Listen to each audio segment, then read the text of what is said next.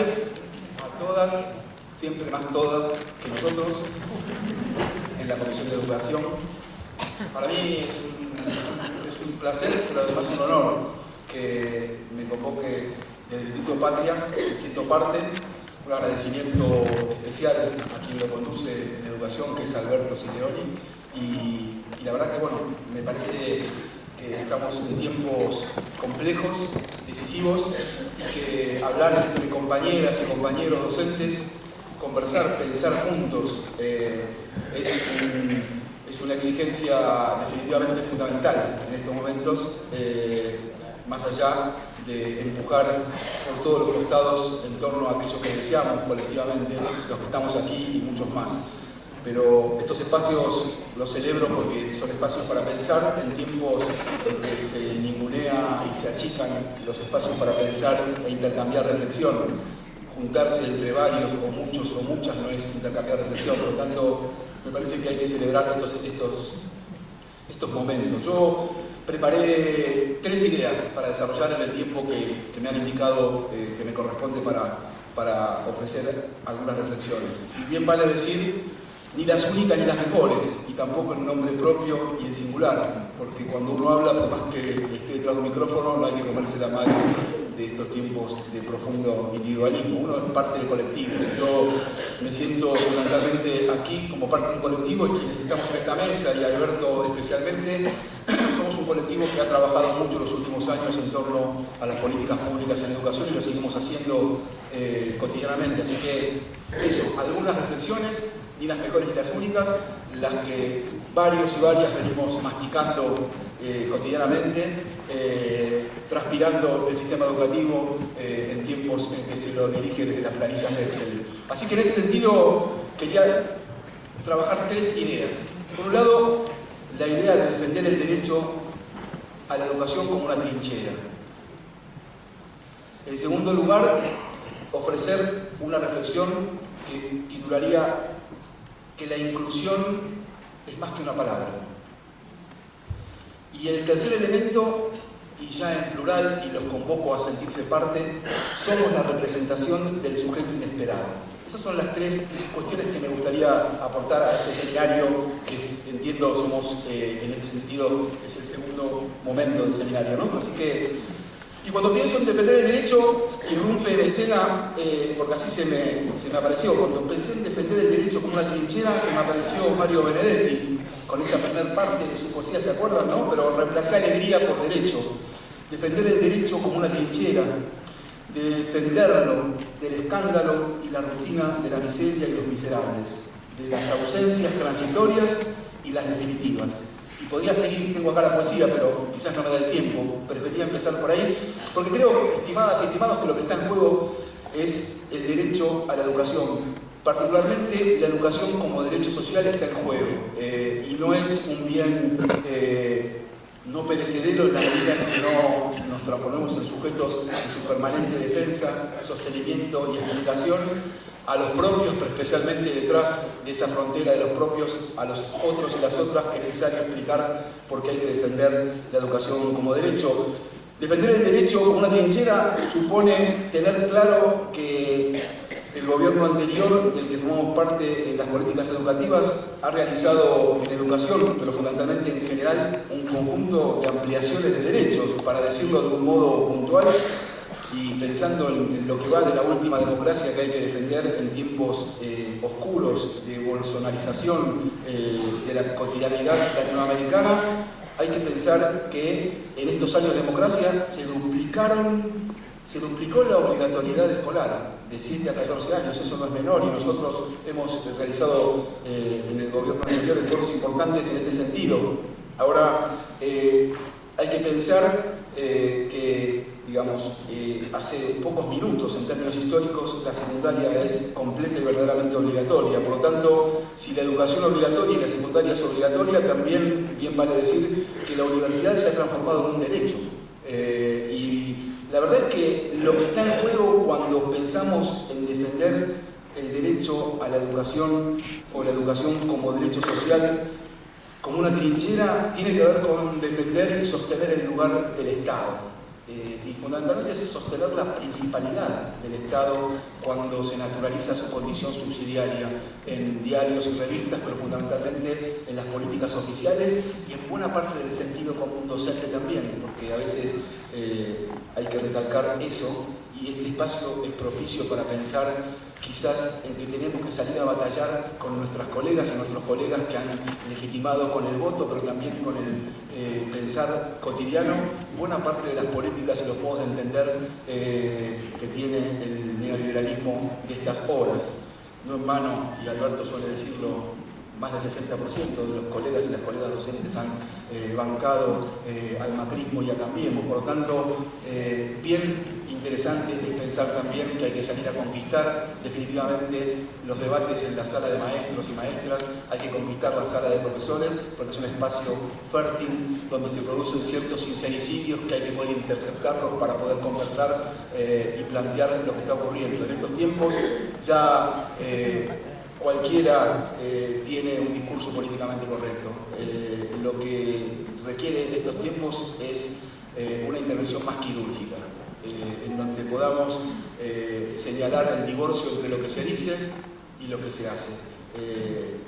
Y en ese sentido me parece fundamental pensar en que defender al Estado en educación, que es lo que nos toca a nosotros hoy, es intentar o resistir y explicar que no podemos tolerar que el modo de funcionamiento de una sociedad como la nuestra sea sacando un 25, un 30% de la población afuera y el resto que se maneje y viva con las reglas de la ley de la selva. Entonces, en ese sentido, no es otra cosa también que disputar ideológica, política, pública y pedagógicamente contra viejas premisas del darwinismo social. En ese sentido, me parece fundamental plantear como premisa inicial que esta mesa, que el Instituto Patria, que las profesoras, los profesores, las docentes, los docentes, los que poblamos el sistema educativo, tenemos que defender la escuela como derecho social, y eso supone un trabajo cuerpo a cuerpo en tiempos de mercantilización educativa y fundamentalmente de naturalización de ciertos privilegios. Inclusión es más que una palabra, se me ocurrió pronunciarlo de este modo, ¿no? Yo suelo plantear que, y me encuentro muchas veces con colegas, con docentes que dicen estar cansados o cansadas que les hablen de inclusión. Basta de hablar de inclusión porque lo asocian rápidamente a cierto facilismo y la verdad que estamos cansadas y cansados que nos hablen de la inclusión. Y la verdad que creo que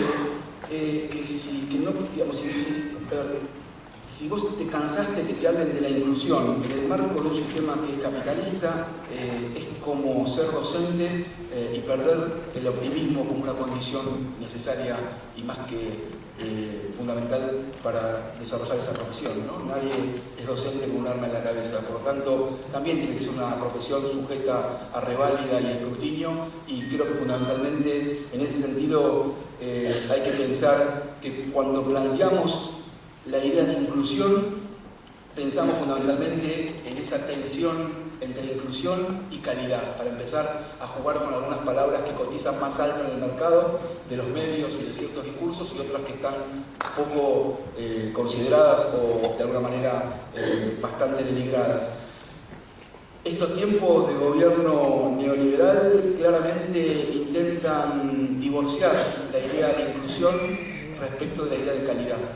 Es decir, al separar inclusión de calidad, lo que está sucediendo no es otra cosa que la naturalización de los privilegios y de un profundo individualismo.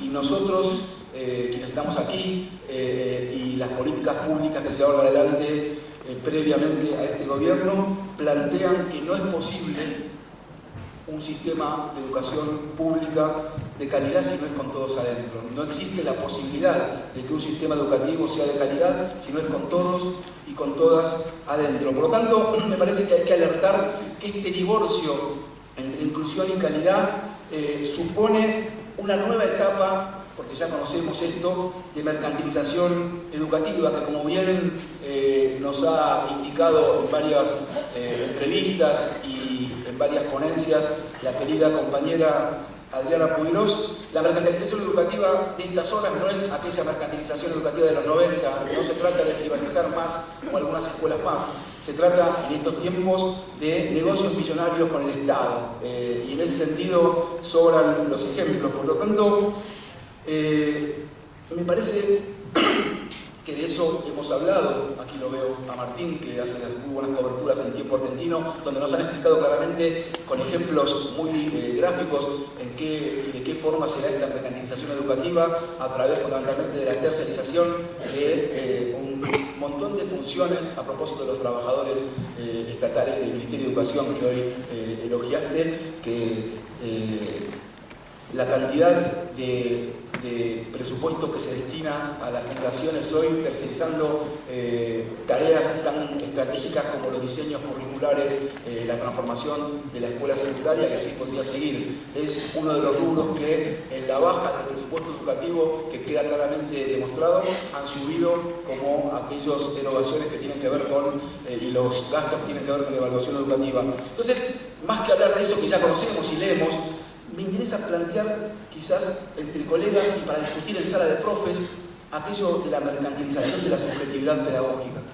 Y en ese sentido, plantear que quizás el problema no es el mercado, tampoco son los medios, o dicho de otra manera, el problema no es la máquina, sino el maquinismo.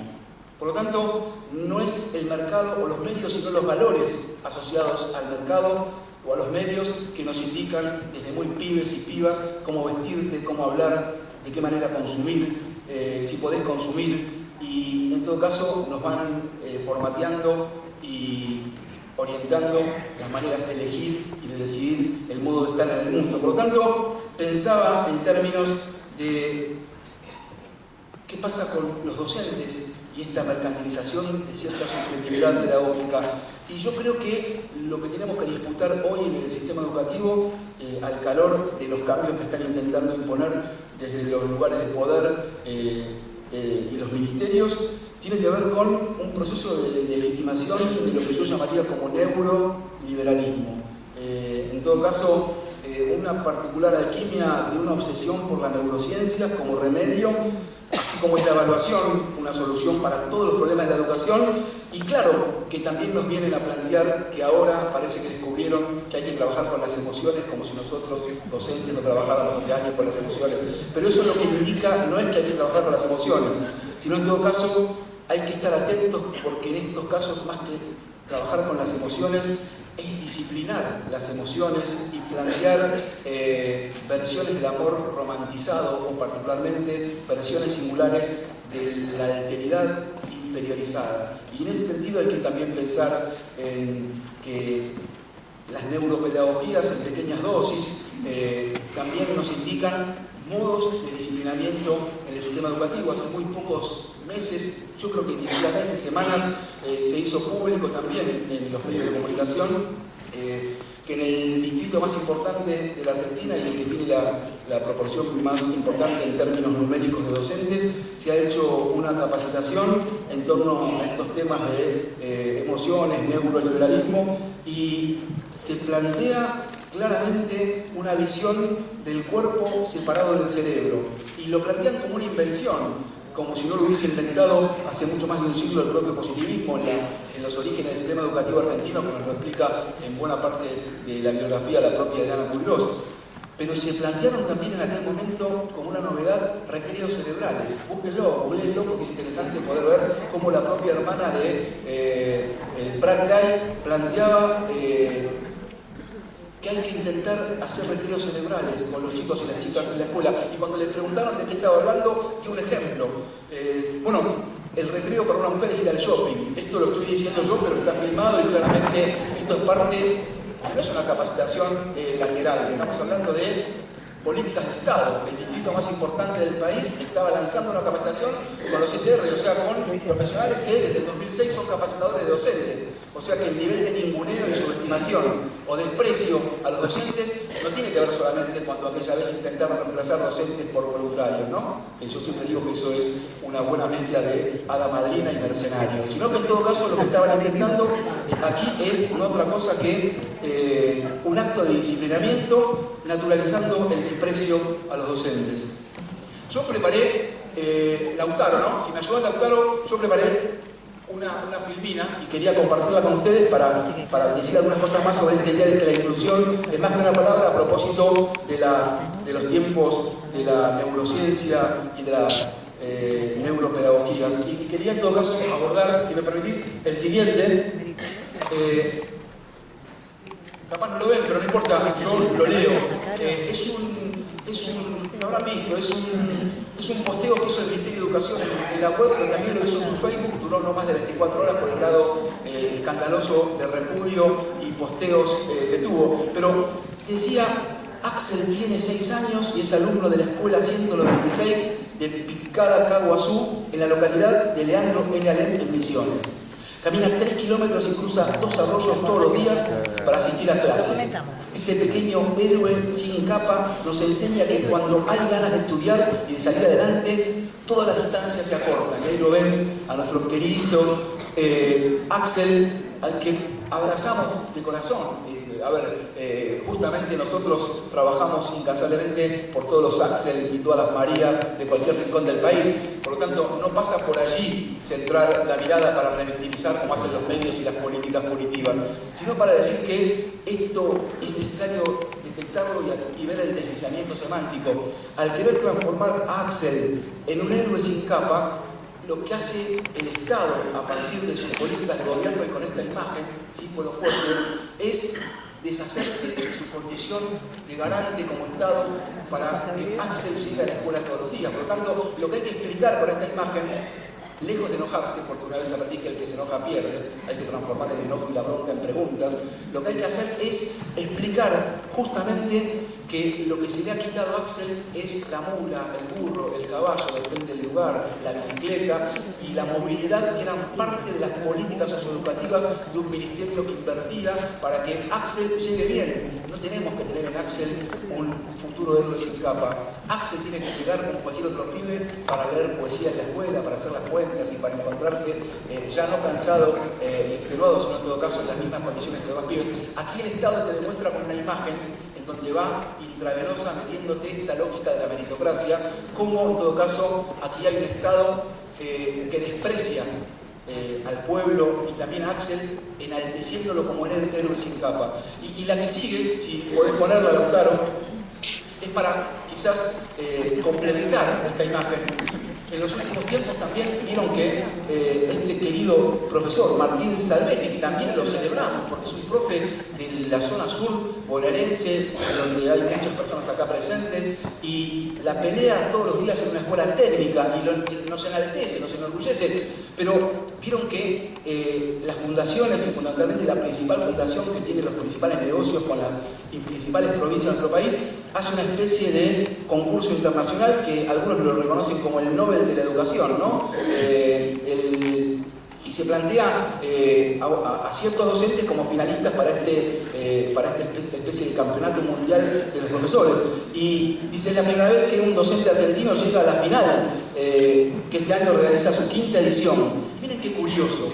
Bien vale esta metáfora para seguir pensando, no solamente con Axel, sino acá con Martín. Porque celebramos el esfuerzo de Martín sosteniendo la escuela pública y la escuela técnica en tiempos de desastrosa desinversión y desindustrialización y por lo tanto ninguneo y achicamiento y vaciamiento de la escuela técnica. Pero lo que hay que ver acá es lo siguiente. ¿Saben cuál es el premio del Teacher Prize? $1 millón, que decide el docente que lo gana, o la docente que hace con esa plata. O sea, estamos sujetos a la voluntad de ese docente. Y digo, a propósito, a mi izquierda está Verónica Piovani, que le tocó conducir el Instituto Nacional de Formación Docente y el programa Nuestra Escuela. En vez de pensar en $1 millón para Martín, ¿no estaría bueno pensar en qué hacemos con el millón de docentes y algo más que tiene la Argentina? Y simplemente ese deslizamiento de sentido nos permite pensar de una manera o de otra. Nos permite en todo caso reconocer al docente como un sujeto que construye y no como un objeto de casualidades y premios. Entonces, estos también son modos de revisar el modo en que de manera intravenosa y para nada superficial se mete en el liberalismo, hace rato incluso cuando éramos gobierno, en las cabezas, en los libros, le saca punta a los lápices y no nos damos cuenta, incluso nos mete en la habitación y a veces adentro de la cama. Por lo tanto, hay que pensar muy bien cuando discutimos con los colegas y las colegas docentes estas cuestiones. Entonces, se me ocurre plantear... ¿Vamos bien con el tiempo? ¿Sí? ¿Vamos bien? Sí. Se me ocurre plantear entonces que lo que hay que discutir es esta meritocracia, pero no está mal discutir el mérito, no está mal discutir la idea del emprendedor, pero ¿qué mejor que un pibe o un docente sea emprendedor? Guarda, que no nos roben las palabras ni las ideas, en todo caso hay que dar batalla con ciertas palabras. El problema no es el mérito, el problema es que esta idea de meritocracia lo que hace es negar las condiciones que hacen posible ciertas cuestiones. Por lo tanto, lo que hay que discutir no es el esfuerzo individual, que todo siempre cuesta, sino en todo caso las condiciones que hacen posible que Martín sea un docente que trabaje en condiciones dignas, las condiciones que hacen posible que Axel sea un estudiante y que el Estado sea el responsable y garante de las condiciones para que en todo caso Axel juegue con las mismas reglas que el resto de los pibes que no tuvieron que caminar esa cantidad de kilómetros y cruzar 2 arroyos. Entonces, eso es lo que hay que discutir. Y como tercer y último punto, pensaba justamente en que somos la representación concreta del sujeto inesperado. Y la idea del sujeto inesperado la tomo de un queridísimo colega y compañero, Alfredo Carballera, que ustedes conocen, un cientista social que trabaja en la Universidad de Buenos Aires y en la Universidad Nacional de La Matanza. Alfredo trabaja justamente sobre la idea de la irrupción de un sujeto inesperado. Y claramente me parece que frente al capitalismo salvaje y financiero al que estamos siendo sometidos y sus colonizadores o sus mercaderes, que son buena parte de quienes conducen, en este caso, las políticas educativas, no advierten o en todo caso menosprecian la irrupción de un sujeto inesperado. El sujeto inesperado no es otra cosa que ese pibe y esa piba que han ingresado a la escuela como derecho porque estuvo vedada para su historia familiar desde siempre. El sujeto inesperado es ese alumno, y acá veo algunas alumnas y alumnos de la Universidad Nacional de Burlingame, en donde somos colegas con Alberto. El sujeto inesperado es el 95% de muchos cursos de esta universidad en la que trabajamos con Alberto, que son primera generación de universidad y en muchos casos primera generación de secundaria.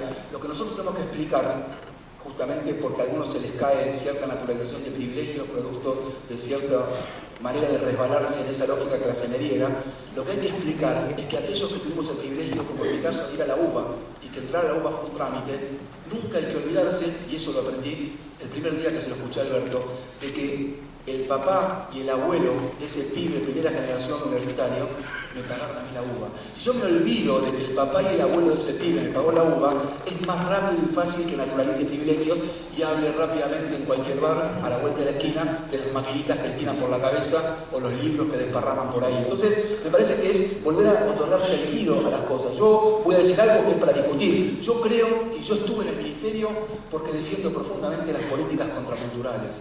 En el Ministerio de Educación del que formé parte había una intención profundamente contracultural, que existe educación sexual integral en este país, patriarcal, machista y fundamentalmente con niveles enormes de xenofobia y de racismo. Hay que ser contracultural para desarrollar e implementarla. Es decir, para que la secundaria sea del derecho y no del privilegio, hay que tener una posición y buena energía contracultural. Y esto me parece que es algo que también hay que poder discutir. Miren, a propósito de ser contraculturales, quienes formamos parte de ese ministerio, y me enorgullece decirlo, éramos docentes y seguimos siendo docentes en tiempos en los que ya no son docentes los que deciden política educativa.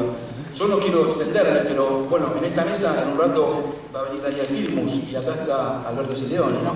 Digo, la verdad que da vergüenza contrastar figuras como la de Daniel Filmus y Alberto Sileoni respecto a las figuras que hoy dirigen las políticas más importantes a nivel educativo. Pero fundamentalmente, a ver, con Filmus pienso en las leyes que transformaron buena parte del privilegio en derecho.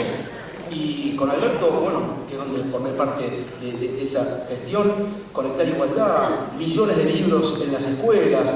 Con Alberto, en todo caso, lo que se hizo posible fue la concreción de un derecho, ¿no? Porque un derecho no es tal cuando se lo reclama, sino cuando se lo practica. Y en ese sentido, la verdad es que hay que poder situarse y pensar que el ministro que lo sucedió a Alberto dijo muchas cosas que ustedes conocen, pero permítanme tomar una. Él habló de limitar la incertidumbre en tiempos de profunda recesión y de ninguneo, en donde muchos pibes y pibas no toman la leche todos los días ni comen todas las comidas. Por lo tanto, me parece que allí hay un modo patricio de legitimar la intemperie.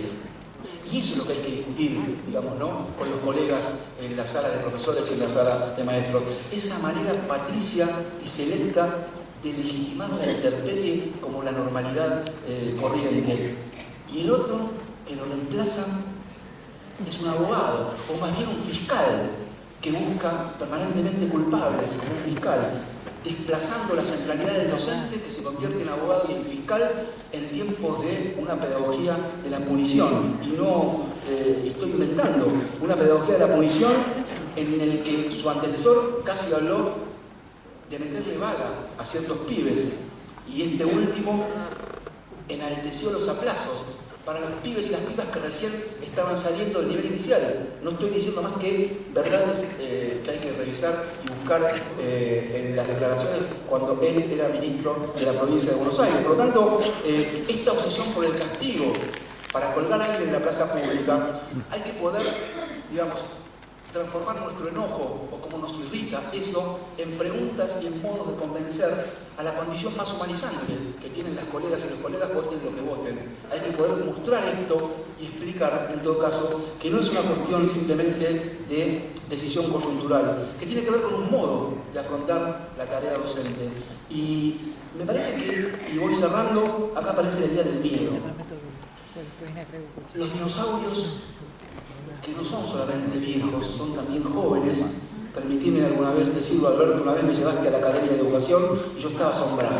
Pero fue una experiencia de aprendizaje importante para mí, porque yo ya tenía una definición, pero allí vi a los Jaime Echeverri, a los Sanguinetti, a los Liach, a los Abel Pozo, nunca nos olvidemos que fue ministro de esta ciudad, a los Arieto Guadagni, dándome lección de educación pública. Y la verdad es que lo que me di cuenta es que estos dinosaurios no dicen lo que piensan, sino que simulan republicanismo ocultando lo que temen. Estos dinosaurios temen la irrupción del sujeto inesperado y lo disfrazan de república hablando de meritocracia y emprendedurismo.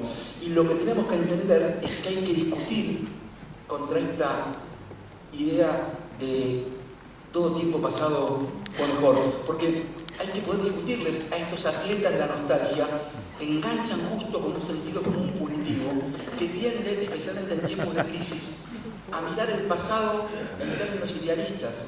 Entonces, como una vez dijo alguien que quizás, con quien quizás no compartimos muchas cosas, pero hay que también aprender de lo que dijeron algunos con los que hoy no compartimos.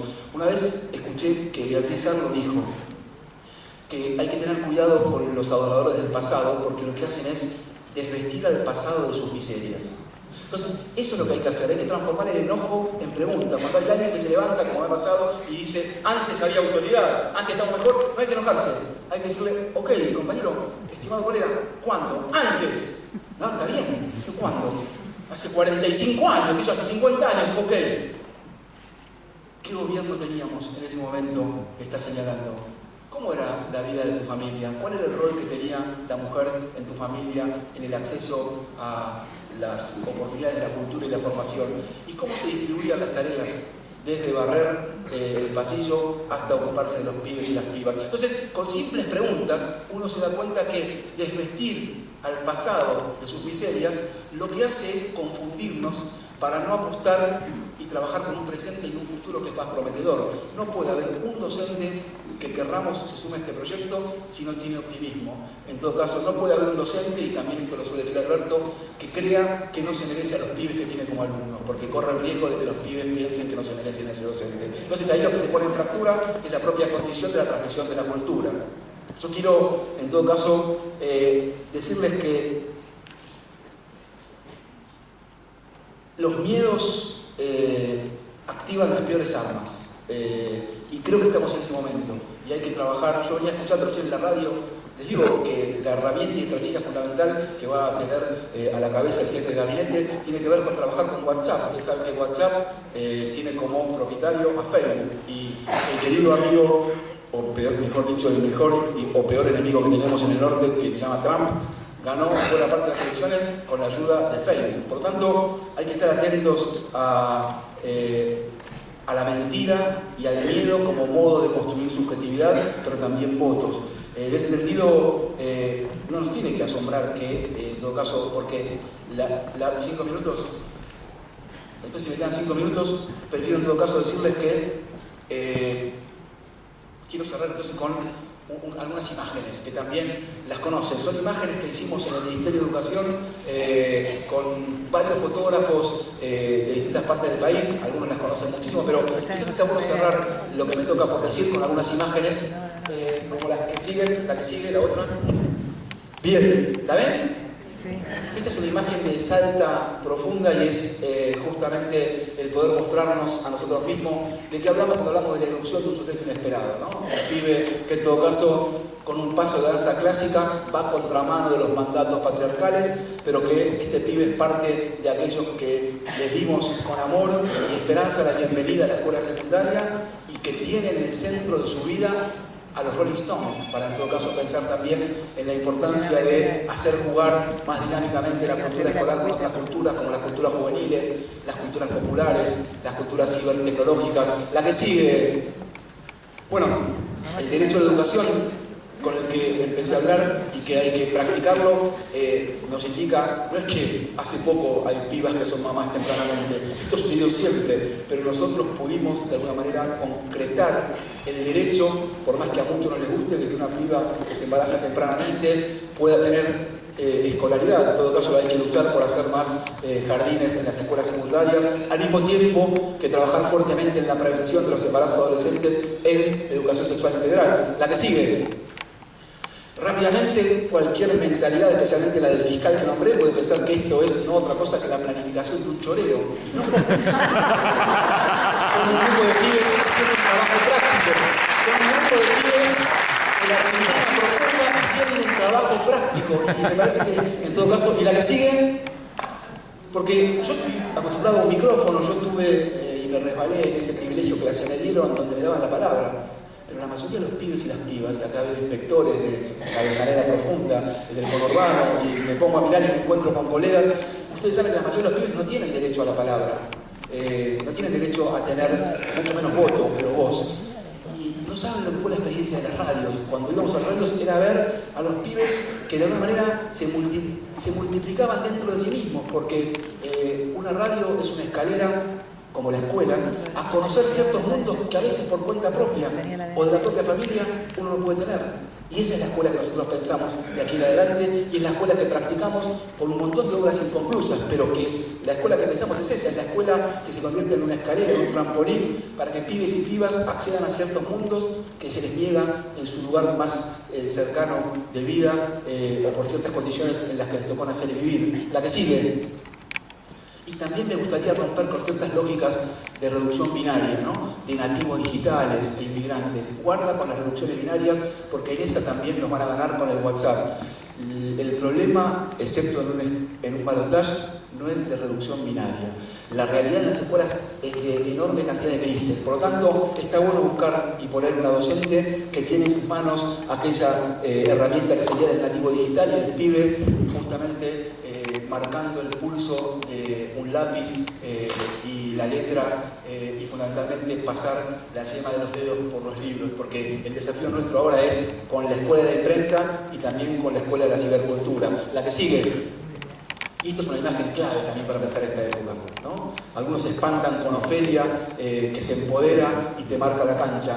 Y nosotros sentimos orgullo cuando esta piba por debajo de un auto intenta mostrar que para ser mecánica o mecánico no hay que estar condenada de antemano, sino que en todo caso la escuela técnica y nosotros de la mano de Alberto nos enaltece de haber ampliado como nunca la matrícula femenina, pero hay que seguir, es un camino inconcluso y justamente la transformación de la secundaria es algo que se ha empezado y es mucho más lo que falta, digo para ser sincero, pero no hay que comerse la mague de los stand-up que hacía un ministro, donde podía hacerlo yo ahora acá, hacer levantar a una parte del auditorio y hacerlo sentar y decirle, ven, uno de cada 2 pibes en la Argentina no termina la secundaria. ¿Y eso qué es lo que dice? Eso es marketing político para enriquecer y fortalecer la idea de meritocracia que yo decía. En todo caso, lo que hay que explicar es que hace 2 minutos la escuela secundaria es obligatoria, pero su diseño institucional, su currículum, los adultos que allí están, siguen teniendo un comportamiento más que selectivo e incluyente. Por lo tanto, por ahí está la lucha. Es la lucha de la sintonía fina, que no es menor y es lo que hay que continuar.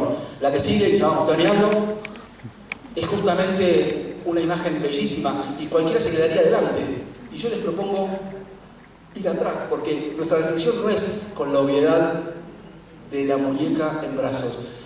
El desafío es lo que nos produce el pibe que está atrás, porque en todo caso eso es lo que hay que poder dibujar, comprender, explicar. Esa expresión que no es demasiado clara y evidente, y que en todo caso algo como la ESI genera en las escuelas y generan también en los docentes. Y también de este modo hay que poder mirarlo. La que sigue, simplemente compartir una frase que me parece que está buena para poder pensar la escuela del derecho, la inclusión, que no es solamente una palabra y hay que pensarla conjuntamente con la calidad, y la inclusión de quienes no fueron convidados a la escuela. Queremos 2 principios y no uno solo: igualdad y diferencia. El derecho a ser iguales cuando la diferencia nos inferioriza. El derecho a ser diferentes cuando la igualdad nos descaracteriza. Es de Bonaventura de Sousa Santos. Así que yo digo, ante los dinosaurios que antes mencioné, que algún día vi todos juntos en una academia, porque uno los ve por separado en los medios, pero me impresionó mucho, pero superé, te agradezco Alberto, esa batalla. Prefiero cerrar justamente enalteciendo a la Juana Manso, al propio Sarmiento, porque también hay que reivindicarlo porque fue promotor del Estado educador. Hay que reivindicar al Sarmiento del Estado educador, y lo condeno con la misma fuerza por negar al sujeto original. Esa es la contradicción de la que venimos. Pero quiero reivindicar al Loco Vergara, porque también a Juana Mansa le decían la loca, a propósito de retomar y ser contraculturales. Y quiero retomar, podría seguir con las hermanas Cosettini. Déjenme quedarme en estos tiempos con Isauro Arancibia y la memoria de sus zapatos que le robaron, y fundamentalmente reivindicar al maestro Fuentealba. Gracias.